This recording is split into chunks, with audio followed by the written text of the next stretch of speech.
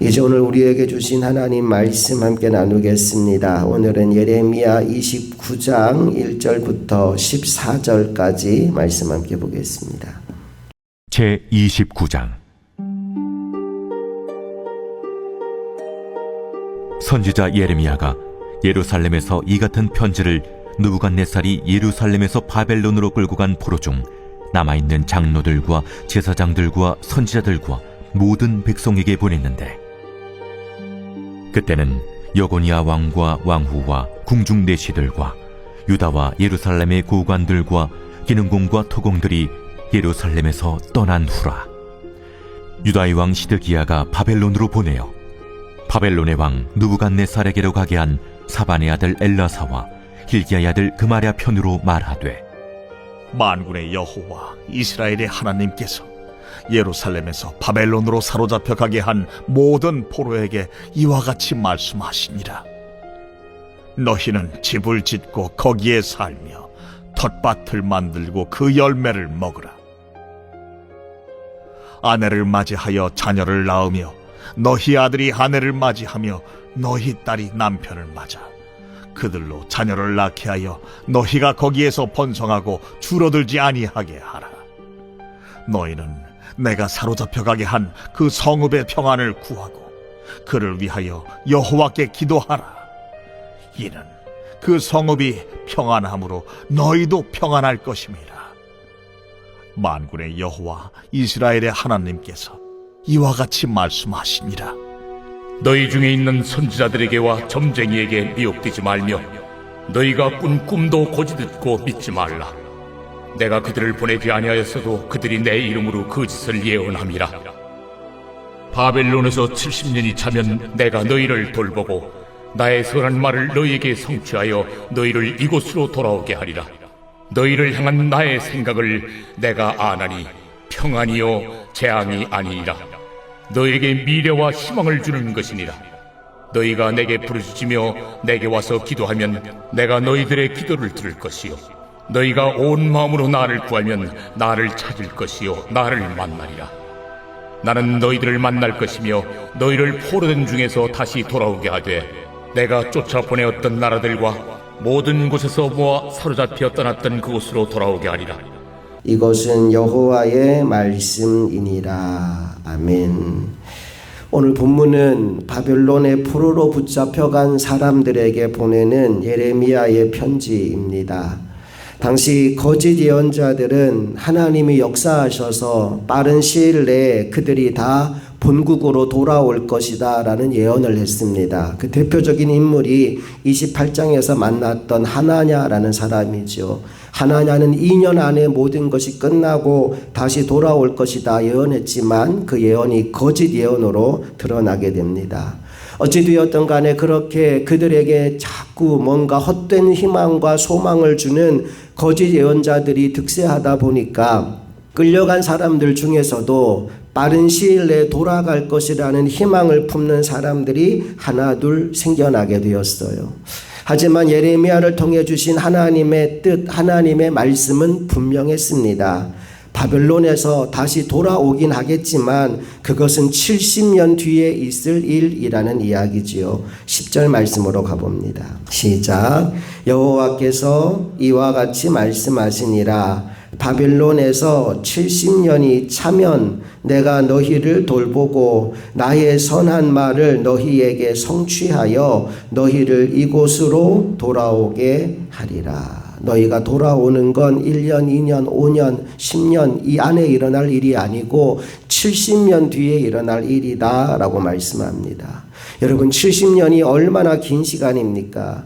그 시간을 막연히 기다리는 것은 또 얼마나 어리석은 일이겠습니까? 그래서 하나님께서 오늘 본문을 통해 그 70년의 시간을 어떻게 보내야 되는지에 대한 말씀을 주시는데 첫 번째 메시지는 그 땅에서 집을 짓고 자녀를 낳고 살아가라는 겁니다. 5절, 6절 말씀 함께 읽습니다. 시작. 너희는 집을 짓고 거기에 살며 텃밭을 만들고 그 열매를 먹으라. 아내를 맞이하여 자녀를 낳으며 너희 아들이 아내를 맞이하며 너희 딸이 남편을 맞아 그들로 자녀를 낳게 하여 너희가 거기에서 번성하고 줄어들지 아니하게 하라. 하나님이 그 땅에서 번성하라고 말합니다. 너희가 번성해야 번성한 그 백성과 함께 다시 이스라엘을 세울 수 있기 때문에 그 땅에서 결혼도 하고 자녀도 낳고 또 자녀들이 또 결혼하고 또 자녀를 낳아서 번성해라. 번성하는 게 너희들이 해야 될 첫 번째 일이다 라고 말씀합니다. 그런가 하면 두 번째 그들이 해야 될 일이 뭐냐? 그들이 머물고 있는 그 땅 바벨론의 평안을 위하여 기도하라고 말씀합니다. 7절 말씀으로 이어서 읽어볼게요. 시작. 너희는 내가 사로잡혀 가게 한 그 성읍의 평안을 구하고 그를 위하여 여호와께 기도하라. 이는 그 성읍이 평안함으로 너희도 평안할 것임이니라. 분명히 바벨론이 망하면 좋겠다는 마음이 생길 수도 있는데 하나님 그렇게 기도하지 말래요. 바벨론의 평안을 위해 기도하라고 말합니다. 그리고 그렇게 기도해야 되는 이유를 밝히 말씀하시는데 그래야 너희 삶도 평안하기 때문이다 라고 말씀합니다. 여러분, 우리가 나라와 민족을 위해서 기도해야 되는데 그렇게 기도해야 되는 이유 중에 하나가 이거예요. 우리나라가 평안해야 그 나라 안에 살아가는 나의 삶도 평안하기 때문입니다. 이 새벽 기도할 때 나라와 민족을 위하여 기도하는 우리 모두가 되기를 간절히 바랍니다. 자, 첫 번째 주신 말씀은 그 땅에 살면서 번성하라는 것이고 두 번째 주신 말씀은 그 땅의 평안을 위해 기도하라는 말씀입니다.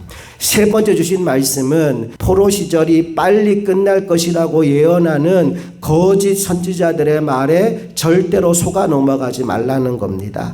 8절 9절 말씀 함께 읽습니다. 만군의 여호와 이스라엘의 하나님께서 이와 같이 말하노라. 너희 중에 있는 선지자들에게와 점쟁이에게 미혹되지 말며 너희가 꾼 꿈도 고지 듣고 믿지 말라. 내가 그들을 보내지 아니하였어도 그들이 내 이름으로 거짓을 예언함이라. 여호와의 말씀이니라. 그들이 했던 거짓말의 내용은 이거예요. 곧 돌아갈 것이다. 그런데 하나님 말씀하시죠. 나는 그들에게 그 말을 하라고 준 적이 없다. 그러니 그들의 말에 미혹되지 말고 헛된 기대 품지 마라. 너희는 그 땅에 70년을 있어야 된다. 그러니까 결혼하고 자식 낳고 번성하며 살아라. 그 땅의 평안을 위하여 기도하며 살아라 라고 말씀합니다. 자, 그런 여기까지만 보면 아니 하나님이 지금 어떤 계획을 가지고 계신 건가? 아니 하나님이 지금 뭘 하려고 하시는 건가? 지금 포로로 끌려간 사람들에게 잘 먹고 잘 살아라. 그 땅에 적응하라고 얘기하시는 건가? 라고 오해할 수 있어요. 그 오해를 바로 잡아주는 말씀이 11절 말씀인데 네 번째로 하나님이 주시는 메시지가 뭐냐 하면 너희를 향한 하나님의 마음, 하나님의 본심을 너희가 알기를 원한다라는 메시지입니다. 11절 읽어볼게요. 시작. 여호와의 말씀이니라. 너희를 향한 나의 생각을 내가 아나니 평안이요 재앙이 아니니라. 너희에게 미래와 희망을 주는 것이니라. 내가 절대 너희를 망하도록 내버려 두지 않을 것이다. 절대 너희들을 외로움 가운데 홀로 두지 않을 것이다. 나는 너의 하나님이다. 내 안에는 너희를 향한 미래와 소망이 있다. 너는 두려워하지 마라. 너는 염려하지 마라. 너는 걱정하지 마라. 다만 나를 믿으라. 하나님 말씀하고 있는 겁니다. 여러분의 인생 가운데 어떤 상황을 만나든지 간에 하나님은 살아계시다는 사실을 여러분 기억하시기 바랍니다. 그리고 하나님 안에는 우리가 상상할 수 없는 놀라운 계획과 미래가 준비되어 있다는 사실을 믿으시기 바랍니다. 그 믿음을 가지고 주님과 함께 한 걸음 한 걸음 나아가다 보면 마침내 우리에게는 우리가 상상하지도 못했던 하나님이 주시는 선물, 하나님이 열어주시는 새로운 미래가 기다리고 있는 줄로 믿습니다.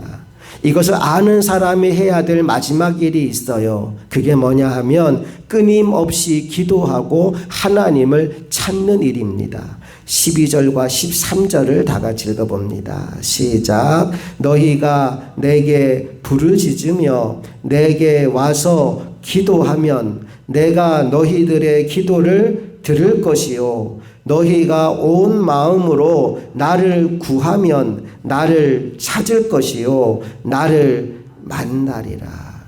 지금 하나님이 정말로 원하는 게 바로 이겁니다. 그들과 다시 만나서 그들을 새롭게 변화시키는 일, 하나님이 이걸 지금 하고 싶은 거예요. 그리고 하나님만 바라보며 살아가는 그들과 함께 다시 새로운 역사를 써내려가는 것이 하나님의 계획이라는 것입니다. 결국 바벨론은 종착지가 아니라 과정이며 하나님의 백성으로의 새로운 삶을 시작하는 출발지가 될 것이다라는 말씀을 하나님이 오늘 주고 계신 거예요. 너희가 바벨론에 머물러서 자녀 낳고 번성하며 살아라. 그 말의 의미가 바벨론을 너희의 종착지로 삼으란 얘기가 아니에요.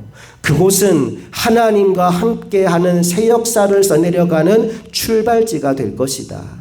그곳에서 너희가 나를 찾고 기도하고 나의 백성으로 회복되어지면 너희를 다시 돌이켜서 나의 백성으로 세워갈 계획이 있으니 너희는 그 땅에 머물면서 한 가지 일에만 집중해라. 나를 찾고 기도하고 나와 만나고 나의 마음을 품고 나의 뜻을 아는 일, 그 한 가지를 하면 너희에게 미래와 소망의 삶이 열려지게 될 것이다. 우리 11절 말씀을 다시 한번 읽어봅니다. 시작. 여호와의 말씀이니라. 너희를 향한 나의 생각을 내가 아나니 평안이요 재앙이 아니니라. 너희에게 미래와 희망을 주는 것이니라. 아멘. 이 말씀은 오늘 우리를 향한 주님의 마음입니다.